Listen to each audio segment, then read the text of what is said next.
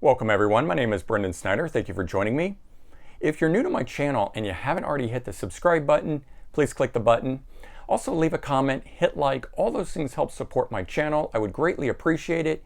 And as an added bonus, you'll be able to stay up to date on all that's going on in the world of music. Just like this, today we're going to take a look at music memorabilia.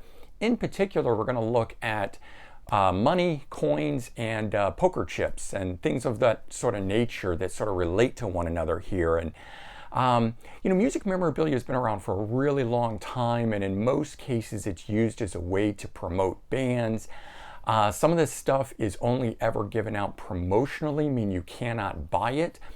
But with the recent rise in deluxe editions, box sets, things of that nature, a lot of the bands have been collecting the memorabilia that was used over their last 30, 40, 50 year careers and are putting that stuff out. So some of this stuff you can actually now get in different ways, and I'll try to point that out. And of course, some of it you may still have to do what I've done, which is search it out on eBay, and or if you weren't lucky enough to be one that picked it up from the show or whatever it was at, you might not be able to get it. But kicking things off, we're going to start with AC/DC. One of the first pieces of memorabilia that I got was on the Razor's Edge tour back in 1990, and if you guys remember the music video for Money Talks, This Fell from the Sky in the video, well, they also did it in concert. So during that time, I had seats on the floor. They actually did it in concert. I collected 7 of those bills during that time. Now later on, they released this live album, a deluxe edition like this, and inside here was one of these bills. So you were able to get it that way too. I don't believe they've actually re-released it since then, but the next one is this one here, which I had not seen. I think this was probably from back in the 70s. But this version of it here, and or maybe it was used in the UK tour or something like that.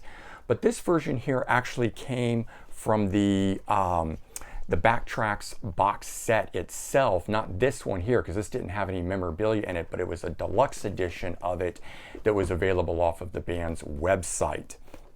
And then another one, which is this one here, and I believe this one here is really done as a representation of the original version here. You can see it's actually much bigger on here, not nearly as well done or in color, but that one came in these kind of books that are popular now. This one, Treasures of AC/DC, and it's got a whole bunch of great memorabilia on it. So if you're interested in picking up memorabilia, those kind of books are really great for doing that. And there's a review actually for that, Treasures, and a full unboxing if you want to see everything that's in it. Moving on to the coins, this is one of the latest ones here. Actually, let me turn it around so you can see the coin there a little bit better. These just came out. These are Australian coins here celebrating 45 years of AC/DC. Queen on one side there, and then the representation of AC/DC there on that side. So those are available, and there's a bunch of different ones. There might be like 6 or 7 different ones. I've just picked up that one there. All right, celebrating Ozfest in 1998, Ozzy put out a coin. Just take a look at it there, the back side. These are all really well done, and I like these cases that they come in. They give you a bit of history and everything on them, and even when they're closed like this, you can still see the coin within it. So I never had to actually take them out of these cases, which I appreciate. The next 4 are similar to that. They're the Kiss coins that were done for Psycho Circus.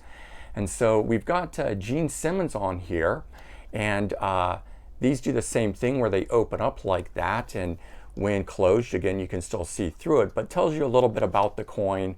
Try to get you up closer on it there so you can actually really sort of see the coin and what's on the back side of each of these. And then we've got the Paul Stanley coin. And the back sides of each of these are the same, so I won't show you it on the other ones. All right, Ace Frehley, and then Peter Criss, right? But again, the promotional way that they show these things, these were only available on the band's website. I don't know if they're still available. There were gold-plated versions of these that cost a lot more, and I believe silver-plated, but these were like the standard edition. I think they cost like maybe 30 bucks a piece at the time, kind of a thing. But in stores at the time, they did sell an individual one like this one here of Gene Simmons itself, same as the other, lower quality and a slightly different size. While these were really expensive here, this one here was only $3.99 at the time. So I picked this one up originally before I knew that these other ones even existed. And Kiss has had a long history of doing coins, Mardi Gras coins going way back. 1983 coin here, Creatures of the Night, given out at a Mardi Gras parade.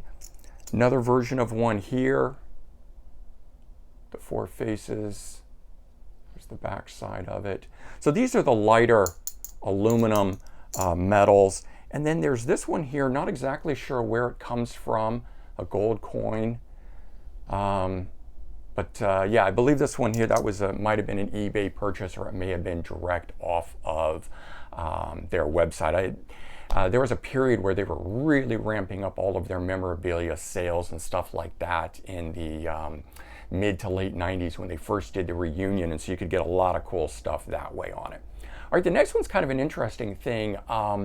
Back in the, I don't know if it was the early 2000s or so, the Cars attempted to reform, but without original lead vocalist Rick Ocasek. They brought in Todd Rundgren, and they called themselves the New Cars. And so they actually released a coin at the time. This one here, you can see it's got this sort of certificate of authenticity thing, the New Cars, where it's numbered and everything. And then the coin itself came in this case here, just gold plated. This was sold directly off the band's website.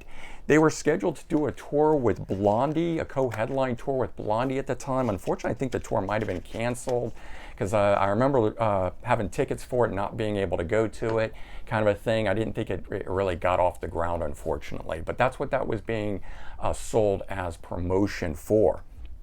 All right, now the next ones, while still coins, are not money coins. These are challenge coins sold by Megadeth as part of their fan club. You join their fan club and you would get one of these as part of it. But they are now selling them individually. So if you want to go to the band's website, I think I'm starting with 2011 here. I'm trying to get these so that you can see them. And they have great detail on these things. So yeah, one for each year. Really, really cool detail on each one of these. And so that would be the 2012. And then this is the 13. All right, and then here we go. We've got the 14. And the last one that I picked up, which was the 2015. And they've continued to do them. They're still being released. It's just I sort of got to 5 and was like, I don't know if I need any more. But I've always been a big, coin collector, outside of this in terms of real money coins, early American history coins I like a lot of, kind of thing. But that sort of spilled over into music here. So that's where those come in. The next ones here, money in the sense of these are poker chips, right? So Las Vegas, Hard Rock Hotel, and Cafe do this. And so Red Hot Chili Peppers, whenever a band would come and perform, they usually create a poker chip for them. So I picked these up off of eBay, usually if you keep an eye out when a band is doing a residency. So when Kiss did Kiss Vegas residency, I picked up this one here. And so I just keep an eye out on eBay, go to eBay, and you can usually get it for, sometimes it's maybe twice the face value. So if it's a $5 poker chip, you can usually pick it up for like $10, kind of a thing. So not bad. But that's where most of these come from, these Vegas residencies that these groups do. And we got a Sammy Hagar. This is one of the earlier ones. Sammy Hagar, this next one by ZZ Top. These were before residencies were a thing. It's kind of become, the norm. And then I've actually got a John Mellencamp one, nothing on the reverse side. That's why I'm not flipping those over. All right, and the final thing I want to show is, so when Queen did the We Will Rock You Broadway musical thing, in at their Paris show, they were selling this sixpence, which is what Brian May, the guitar player, plays with. And I know if you can't see it, that's okay. I'm going to show you a better version of this.